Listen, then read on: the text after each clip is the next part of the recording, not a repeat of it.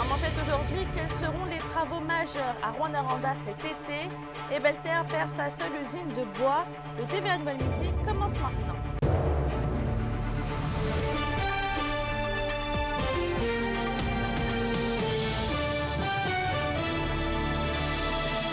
Bon midi tout le monde et bienvenue parmi nous. La ville de Rouyn-Noranda prévoit réaliser une fois de plus de nombreux travaux sur l'ensemble de son territoire. Mais Kimberly, quels endroits sont ciblés pour les prochains mois? Eh bien, sans trop de surprise, Mélissa, la majorité des travaux majeurs seront en fait près du centre-ville de Rouyn-Noranda. En juillet, par exemple, il y a le pavage de la rue Perrault-Est entre l'avenue Chénier ainsi que la rue Vézina. Donc, ces travaux vont s'échelonner sur 4 semaines et le budget est évalué à 3 millions de dollars pour ces travaux. Il y a aussi la refonte de juste derrière moi, en fait, près de la plage Kiwanis entre la 15e rue et le boulevard Rideau. Donc, on prévoit refaire l'intersection, surtout en vue des jeux d'eau qui vont être installés un peu plus tard cet été. Donc, étant donné l'achalandage, on voulait sécuriser ce lieu. Donc, c'est ça. Cette partie-là va être évaluée à 1,5 million de dollars et on prévoit ce chantier-là pour environ 7 semaines. Et oui, en fait, au total, pour l'ensemble des travaux, on prévoit 20 millions de dollars au niveau du budget. Il y a également des secteurs ruraux qui auront des travaux également cet été. Dans le secteur de Granada aussi, on va faire de la réfection des infrastructures municipales, donc sur la rue Desgagnés. Donc, on va aller faire des travaux dans ce secteur-là. On a d'autres travaux aussi prévus de moins de grande envergure, mais quand même qui sont aussi importants dans le secteur des vins où on va aller faire certains travaux au niveau des infrastructures souterraines. Pour le reste, au niveau de la voirie, une grande partie de la voirie aussi va être consacrée dans les quartiers ruraux. Donc, comme a mentionné Mme Dallaire, on va aller sur la route des Pionniers en lien avec les sommes qu'on a reçues du gouvernement et aussi au niveau Durand-la-Vigne. Et Kimberly, plusieurs travaux d'aménagement sont aussi prévus, mais au niveau des plateaux sportifs. Absolument. Mélissa, j'en ai glissé un mot un peu plus tôt. En fait, on prévoit les Jeux aquatiques Anico Eagle qui seront terminés durant le début du mois de juillet. Donc, en ce moment, on prévoit en fait les modules qui sont sur le point d'être finalisés. Au niveau des terrains de baseball à Granada, c'est sur le point d'être terminé également. Actuellement, une équipe est sur place pour installer des luminaires et les derniers équipements nécessaires. Et si tout se déroule dans les délais, les gens pourront se servir de ce terrain, en fait, au mois de septembre. Il y a des changements qui sont également prévus au parc Saint-Luc. Donc, je vous laisse écouter à l'instant le directeur de la vie active, culturelle et communautaire, ainsi que la mairesse de Rouyn-Noranda. Le bâtiment de service à Saint-Luc, qui va compléter le grand projet du terrain synthétique qu'on a bâti là, avec Falcove, là, 4 ans maintenant, 4-5 ans. On va pouvoir maintenant, avec ça, on va avoir des douches, on va avoir des vestiaires, on va avoir des toilettes, autant pour les athlètes que pour la population. Et ça va nous permettre d'avoir des compétitions et des activités de plus grande envergure à cet endroit-là, parce qu'on va avoir un site complet. On sait que c'est attendu par la population, puis on est vraiment heureux de ce qui va se mettre en place. Alors, c'est des belles nouvelles.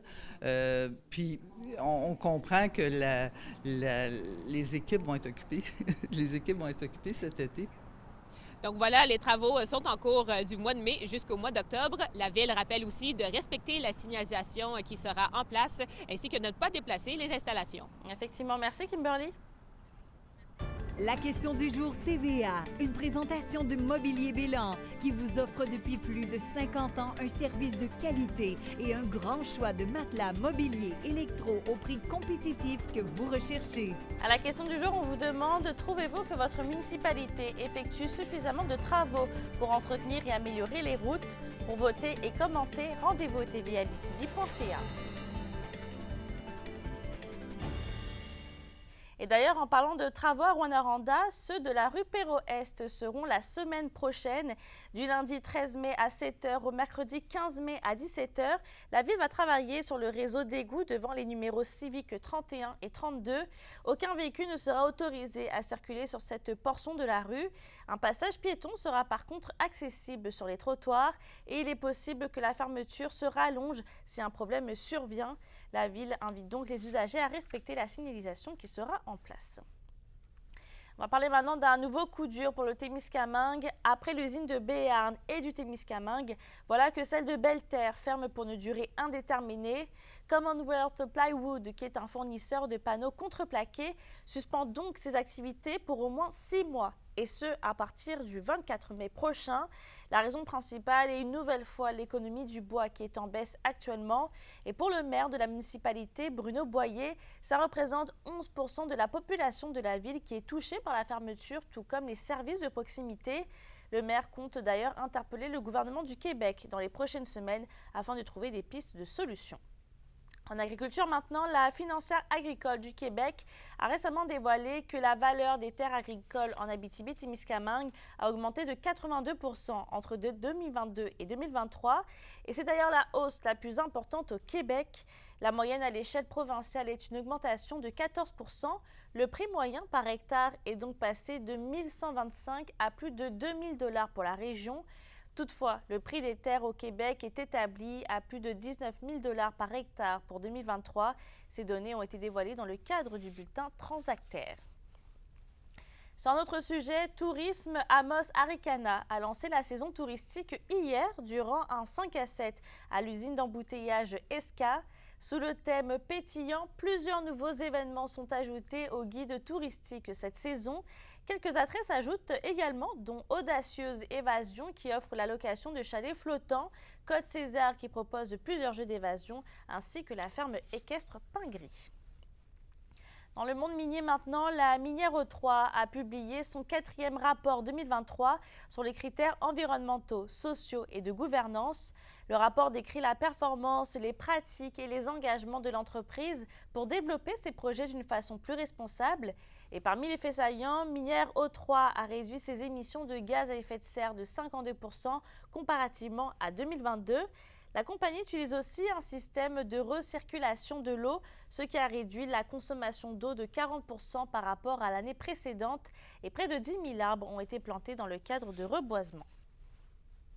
Dans un autre dossier, dans le cadre des négociations, les travailleuses en centre de la petite enfance affiliées à la CSN ont officiellement déposé leurs demandes au ministère de la Famille hier. Ces demandes offrent notamment des solutions aux enjeux de recrutement et à l'exode de la main-d'œuvre en place. Les 12 400 travailleuses revendiquent plus d'outils ainsi qu'un important rattrapage salarial pour bien mener leur mission auprès des tout-petits. L'Agence canadienne d'inspection des aliments élargit sa zone de surveillance sur la présence de la grille du frêne au Témiscamingue ce printemps. Anthony Dallaire a d'ailleurs fouillé les impacts chez nous de cet insecte ravageur tout droit venu d'Asie. Toute nouvelle espèce envahissante qui arrive sur notre territoire doit nous préoccuper. D'un vert brillant et de taille équivalente à une fève, la grille du frêne a tout pour séduire les entomologistes en herbe. Et pourtant, c'est un peu comme une catastrophe naturelle au ralenti. Présente en Amérique depuis 2002, repérée au Québec en 2008 et détectée dans la MRC de Témiscamingue en novembre de l'an dernier, la grille du frêne a de quoi préoccuper. Une fois repérée sur un territoire, c'est près de 99% de la population de frêne qui est vouée à disparaître. La mesure de protection pour le Témiscamingue, on ne peut plus transporter du bois de chauffage ou des résidus de bois de frêne issus des forêts témiscamiennes vers d'autres régions du Québec sans avoir au préalable obtenu les permis nécessaires pour le faire.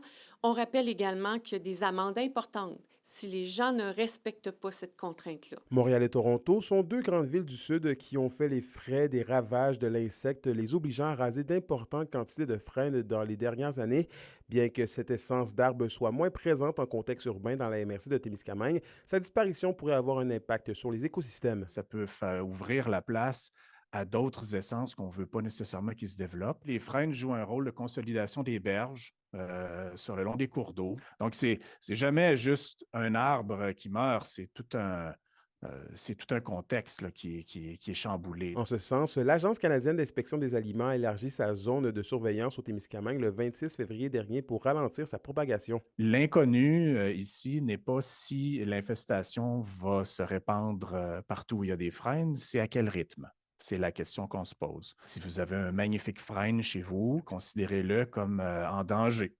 Et puis, vous devez prendre une décision, savoir si vous avez l'intention de le protéger ou si vous avez plutôt l'intention de le remplacer. Le ministère de la Forêt nous indique qu'il n'y a pas de traitement de masse pour éliminer la grille du frêne. Seuls les traitements coûteux et individuels de chaque arbre peuvent faire une différence. Ce qu'on va voir quand la grille du frêne va arriver dans les frênes, c'est un éclaircissement de la cime. On peut voir aussi de nouvelles tiges qui vont pousser à la base de l'arbre. Et puis, on va voir aussi beaucoup d'attaques par des pics-bois. La MRC préconise donc la prévention et des communications claires. C'est inscrit à l'ordre du jour du 22. Ça va faire partie d'articles dans notre infolettre et on va fournir aux municipalités de l'information à rendre disponible à la population. Anthony Dallaire, RNC Nouvelles, Ville-Marie. La Fondation Evenco remet 55 000 $ à l'harmonie aux primaires du Centre de services scolaires de l'Or-et-des-Bois pour l'achat de nouveaux instruments de musique, notamment 36 instruments à vent, dont des flûtes, des clarinettes, des saxophones alto et des trompettes.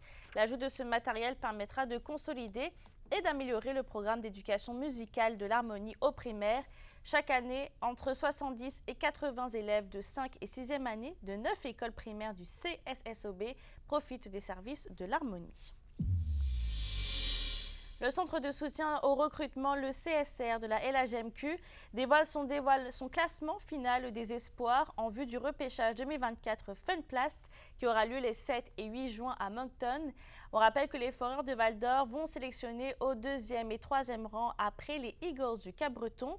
Le Québécois Maddox Dagenet, qui est fils de l'ancien joueur des Huskies de Rouyn-Noranda et de la LNH Pierre Dagenet, trône au sommet des espoirs.